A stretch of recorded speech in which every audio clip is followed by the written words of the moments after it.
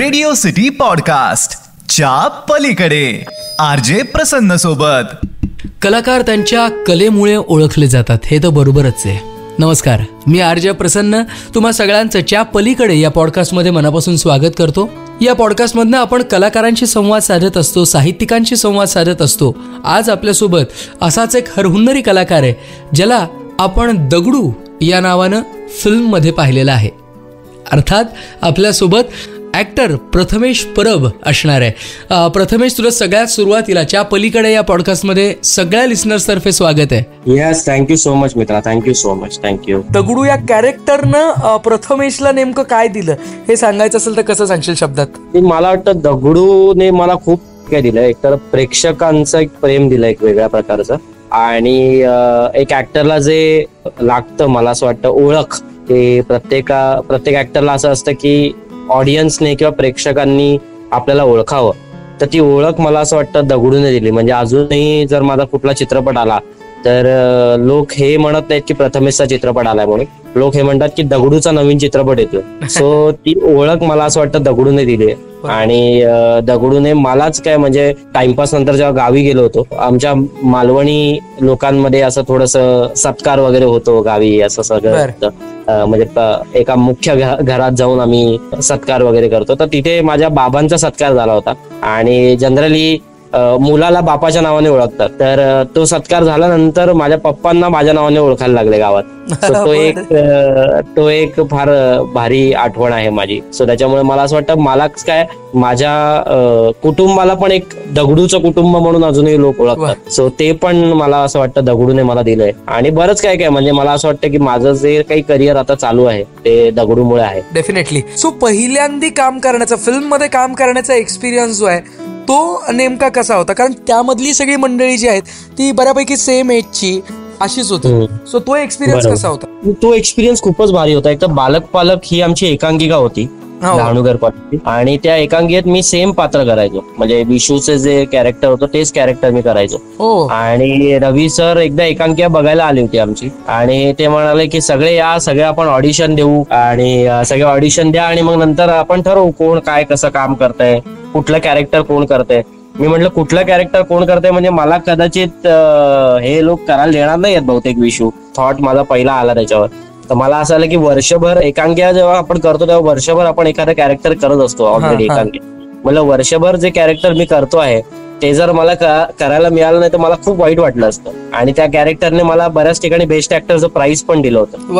आणि मग जेव्हा सिनेमा सुरू झाला, म्हणजे ऑडिशन वगैरे आमची सुरू झाली, तेव्हा मला असे 2 कॅरेक्टर्स माझ्या डोक्यात त्यांनी मला विचारले होते की विशू करणार का भाग्या करणार, असं माझं ऑडिशन सुरू होतं. सो फायनली त्यांनी विशूच ठरवला की मी विशू करेन म्हणून. ते एक बरं झालं ऍक्च्युली. आणि मी विशू केला. मग त्याच्यानंतर सिनेमा जेव्हा शूट वगैरे झाला, आणि मग सिनेमा रिलीज व्हायला पण एक साधारण वेळ लागतो, म्हणजे 6-7 महिने त्यालाही लागले. आणि त्या दरम्यान माझे मित्र मला हिणवत होते, म्हणजे चिडवत होते, बहुतेक तुझा रोल कापलेला आहे. कारण जर तू पालकच्या ट्रेलर वगैरे बघितलं असतं, माझं काही फार त्याच्यात टाकलेलं नाही त्यांनी. बरोबर. लोकांचं असं म्हणणं होतं की एकदा विचारून घे गणेश दादाला किंवा अंबर दादाला की तुझा रोल कापला नाहीये का वगैरे. तर मी आपलं मस्करीत मित्रांना म्हणायचो त्यावेळी की तुम्ही अरे मला चिडवू नका, तुम्ही फक्त पिक्चर संपल्यावर बघा, तुम्ही फक्त मलाच लक्षात ठेवाल वगैरे. आणि मी त्यावेळी ते कॉलेजचे यंगस्टर जे असतात ना तसं मी त्यांना बोलायचो. पण मला असं आतून भीती होती खरंच की खरंच काय कापलंय का आपलं. कारण ते कॅरेक्टर पण थोडस तसं बघायला गेलं तर ऍडल्ट आणि त्या झोन मध्ये होतं ना. मग तो सिनेमा तसा बघायला गेला तर ऍडल्ट सिनेमा आहे, आणि तरी त्याचं सेक्स एज्युकेशन इतक्या छान पद्धतीने फॅमिली बसून बघू शकते. अभिनेत्या पलीकडचा प्रथमेश जर सांगायचा असेल लोकांना तर तो नेमका कसा आहे, काय त्याच्या लायकिंग आहे, त्याचा स्वभाव कसा आहे, काय? नाही, मी आधी खूप राग आणि थोडासा राग येणारा मुलगा होतो. जसं जनरली कॉलेजमध्ये लोक असतात, मुलं असतात तशी की थोडेसे मलाच कळतंय सगळं आणि मलाच येतंय सगळं, असं थोडंसं माझं कॉलेजमध्ये होतं.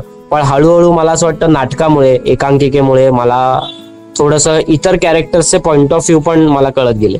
म्हणजे मला आता जे काही सोशल मीडिया इन्फ्लुएन्सर सगळे तयार होतात ती चांगलीच गोष्ट आहे, पण मला असं वाटतं की एकांकिकेने किंवा नाटकाने आमच्या आयुष्यात जे घडवलंय ते मला असं वाटतं की कुठली सोशल मीडिया घडवू शकत नाही. पण समजा प्रथमेश या क्षेत्रामध्येच नसला असता, अभिनय किंवा ऍक्टिंग या क्षेत्रामध्येच नसला असता, तर आज तो काय करत असला असता, काय वाटतंय? मी कदाचित बँकिंग मध्ये असतो, म्हणजे बँकमध्ये वगैरे जॉब करत असतो किंवा कुठल्या क्लासेस मध्ये शिकवत असतो. कारण मी माझ्या कॉलेज काळात मी क्लासेस घ्यायचो मॅथ्सचे वगैरे. म्हणजे लोकांना विश्वास बसणार नाही, कारण मी दगडू नावाची भूमिका केली आहे, विशू नावाची भूमिका केली. सो माझ्या ज्या भूमिका आहेत त्या तशा नाहीयेत, पण मी स्वतः माझ्या क्लासची फीज वाचावी म्हणून मी त्याच क्लासमध्ये क्लासेस घ्यायचो मॅथ्सचे. म्हणजे शाळेतल्या काही मुलांचे किंवा 10वीच्या वगैरे मुलांचे. सो असे मी क्लासेस घेतलेले आहेत. आणि मला असं वाटतं ना की तुम्ही त्यातनं शिकत जाता आणि त्यातनं तुम्ही घडत जाता. मला असं वाटतं, मी स्वतः चाळीत राहणारा मुलगा आहे. मला जेव्हा म्हाडाचं घर लागलं होतं तेव्हा जो मला आनंद झाला होता की स्वतःचं घर असणं, मग ते स्वतःच्या घरासाठी स्ट्रगल करणं. माझा स्वतःची गाडी घेतलेली आहे. पण ज्या वेळेस कधी प्रथमेशला वेळ मिळतो त्यावेळेस तो वेळ कशा पद्धतीनं स्पेंड करायला आवडतो?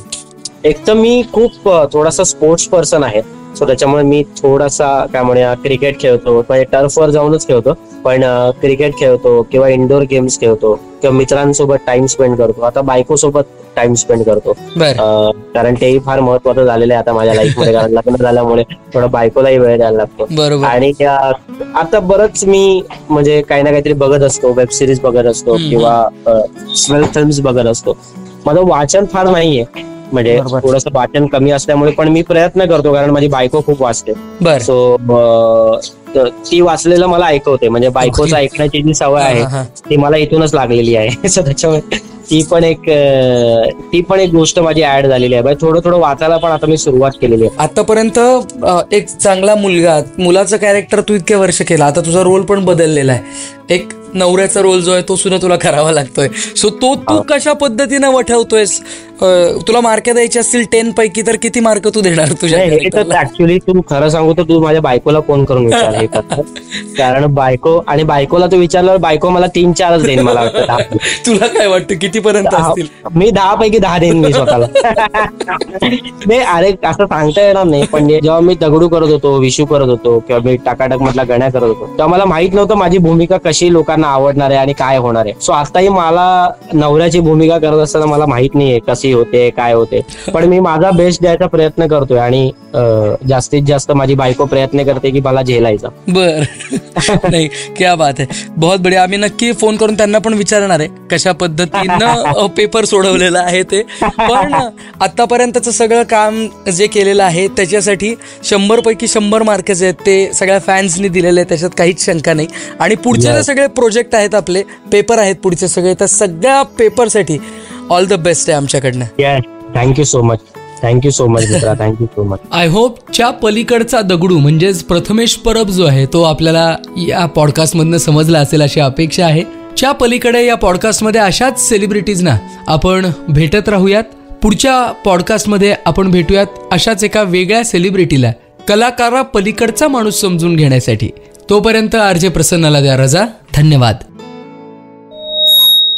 रेडिओ सिटी पॉडकास्ट च्या पलीकडे आरजे प्रसन्न सोबत.